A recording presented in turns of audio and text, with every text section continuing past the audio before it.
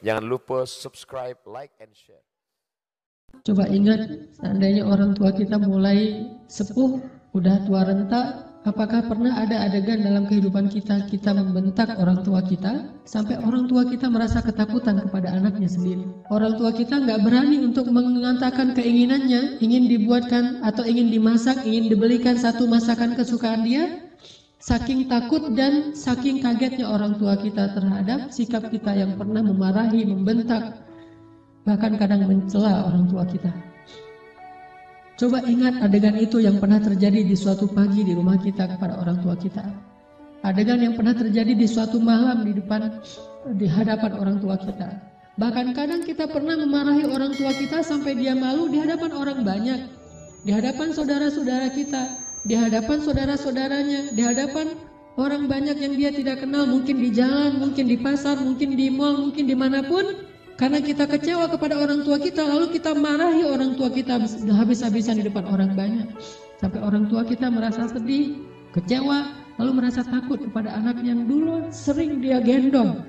Anak yang dulu dikecup keningnya, tetapi ketika anak ini merasa sudah mampu, sudah punya segalanya dan orang tuanya dalam keadaan lemah, dengan sombong dia membentak orang tuanya. Dengan sombong dia memarahi orang tuanya, tanpa pernah peduli dan tidak pernah lagi ingat bagaimana dulu dia diperlakukan oleh ayah ibunya. Ingat, adegan itu pernah terjadi dalam kehidupan kita. Kalau kita merasa kita tidak pernah melakukan itu, mungkin kita adalah seorang pelupa. Saya kira orang seperti kita yang dulu pernah masa-masa kelam, pernah nggak stabil emosinya, pernah mengalami masa-masa sulit. Saya kira semua kita pernah ngalamin masa ketika kita benar-benar menyakiti perasaan ayah dan ibu kita. Kita buang semua jasa mereka, lalu kita mengatakan kalimat-kalimat yang seolah-olah kita adalah anak yang tidak pernah mendapatkan kebaikan dari orang tua kita. Ayah kita diam ketika dimarahi oleh kita, dan dia tidak pernah mengatakan, dulu kamu pernah seperti ini tapi saya sabar. Dulu saya habis-habisan berkorban untuk kamu, saya korbankan semuanya, saya siang malam mencari nafkah untuk kamu. Ayah kita tidak pernah mengatakan itu di hadapan kita, dia tetap sabar, menanggung semua ucapan-ucapan dan bentakan dari anaknya. Apalagi ibu kita, apakah dia mengandung kita 9 bulan hanya untuk ketika kita lahir lalu membentaknya? Dia mengandung kita 9 bulan dalam kepayahan, gak bisa duduk, gak bisa tidur, gak bisa berdiri, jalan kemana-mana berat. Apakah hanya untuk melahirkan seorang anak yang congkak, sombong, yang kemudian membentak ibunya hanya karena kesalahan kecil yang dilakukan ibunya? Ingat, adegan itu pernah terjadi dalam kehidupan kita. Lalu coba baca perintah Allah. Sehingga pantas jika Allah Subhanahu wa Ta'ala sangat murka kepada anak sesoleh apapun dia, ahli tahajud sekalipun, tinggal di Masjidil Haram sekalipun, kalau dia durhaka kepada ayah ibunya, ini tidak ada nilainya di mata Allah Subhanahu wa Ta'ala. إما يبلغن عندك الكبر أحدهما أو كلاهما فلا تقل لهما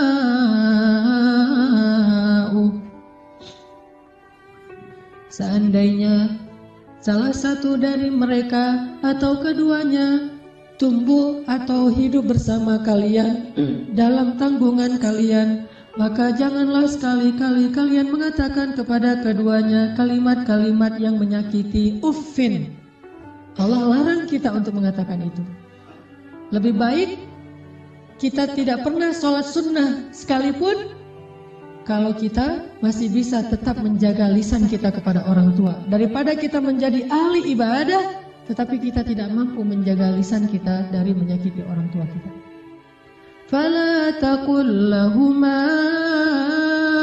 أف ولا تنهرهما فلا تقل لهما أف ولا تنهرهما وقل لهما قولا كريما. فلا تقل لهما أف. Kalimat uf ini adalah kalimat ketika seorang anak tidak mau mendengar ucapan nasihat dari orang tuanya, dia berpaling, maka itu adalah kalimat uf. Dia tidak mengabaikan apa yang diucapkan oleh orang tuanya adalah kalimat uf. Orang tuanya belum selesai berbicara, dia sudah pergi, itu adalah kalimat uf. Orang tuanya memberikan usulan tetapi bagi dia itu sesuatu yang tidak penting, maka itu kalimat uff. Semua kalimat mengabaikan yang menyakiti perasaan orang tua kita adalah kalimat uff. Sedangkan wala tanharhuma adalah kalimat seorang anak yang merasa lebih benar daripada orang tuanya. Kalimat sombong, kalimat yang seorang anak merasa lebih tahu daripada orang tuanya. Atau bisa jadi orang tuanya melakukan satu kesalahan kecil, lalu anaknya melarang orang tuanya melakukan kesalahan itu. Ibu, jangan malu-maluin saya di depan umum. Ayah gak usah seperti itu. Melarang orang tuanya melakukan sesuatu yang menurut dia tidak pantas, itu termasuk wala tanharhuma. Jangan larang dia, biarkan dia melakukan apa yang dia kehendaki selama itu bukan dosa besar. Bahkan apalagi urusan-urusan sepele di rumah tangga kita, mungkin dia melakukan sesuatu yang gak berkenan bagi kita. Katakanlah misalnya dia memakai baju yang menurut kita tidak selalu pantas. Katakanlah dia beradab dengan adab yang tidak terlalu kita senangi. Jangan larang dia, tetapi ajaklah dia bicara yang baik-baik. Jangan pernah melarang dia melakukan sesuatu yang membuat dia merasa disalahkan, yang membuat dia merasa sensitif. Karena semua itu masuk wala tanharhuma. Terus apa yang harus kita lakukan? Wa qul lahuma qawlan karima. Katakan kepada keduanya ucapan yang karim, ucapan yang mulia. Bagaimana ucapan yang mulia? Disertai dengan senyum dari anaknya, dengan suara yang lemah lembut, dengan tetap menjaga perasaan orang tuanya. Itulah qawlan karima. Tapi kalau kita mengucapkan kalimat yang paling benar sekalipun, bahkan tentang perintah Allah sekalipun, kita bilang kepada orang tua kita, atau kita larang orang tua kita dari berbuat satu kesalahan. Misalnya ibu kita membicarakan tentang orang lain, dia menggibah, karena dia tidak paham bahwa itu dosa, dia menggibah. Dia tidak pernah ngaji seperti kita, karena gak punya waktu sebanyak kita, dia sibuk mengurus kita. Suatu saat dia menggibah tentang saudaranya, tentang keluarga, tentang orang lain. Maka jangan larang dia dengan cara yang membuat dia merasa sakit hati, membuat dia merasa tersinggung. Walaupun dia salah dan kita yang benar. Kita mengatakan kalimat yang baik, yaitu kalimat yang ibu jangan menggibah orang lain, ibu itu dosa besar dan seterusnya, membuat dia sedih. Itu termasuk wala tanharhuma. Terus apa yang harus kita katakan? Katakan qaulan karima. Pilih kalimat yang paling baik yang bahkan belum pernah kita ucapkan semasa hidup kita. Bahkan kepada pacar kita, istri kita, suami kita, orang yang paling kita cintai pun kita belum pernah katakan kalimat sebaik itu. Katakan itu kepada orang tua. Mereka lebih berhak dapat kalimat yang terbaik dari anaknya. Siapa suami kita sehingga kita memilih kata-kata yang paling santun untuknya, tapi kita tidak menyedekahkan kata-kata itu untuk orang tua kita? Siapa istri kita? Pengorbanan apa yang sudah diberikan istri kita? Dia hanya datang dalam kehidupan kita karena melihat situasi kita, melihat diri kita, melihat kepribadian kita, hasil dari perjuangan orang tua kita. Harta kita yang sudah mapan, pekerjaan kita yang sudah jelas, kemudian penampilan kita yang menarik, semua ini hasil pengorbanan orang tua kita, lalu istri kita mengambil manfaat darinya. Siapa dia untuk kita lebih dahulukan daripada ayah ibu kita? Apalagi orang yang bukan siapa-siapa dalam kehidupan kita, tidak ada hubungan apapun selain pertemanan, yang kemudian kita menyebutnya sebagai kekasih kita. Apakah dia lebih berhak mendapatkan qaulan karima daripada ayah ibu kita?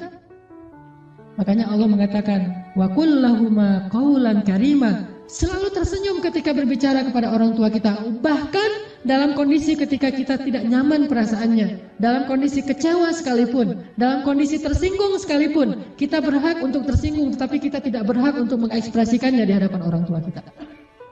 Wajar manusia tersinggung, wajar manusia kecewa, tetapi kita tidak berhak sama sekali mengekspresikan kekecewaan itu di hadapan orang tua kita. Kenapa? Allah katakan wa qul lahuma qaulan karima wa la tanharhuma. Jangan tunjukkan rasa tidak senang kalian kepada mereka. Apalagi kalau orang tua kita sudah mulai pikun. Banyak kesalahan yang dia akan lakukan. Dia datang kepada kita punya budaya di keluarga bersama istri kita dan anak-anak kita. Dia datang dan melakukan hal-hal yang tidak sesuai dengan budaya di rumah kita.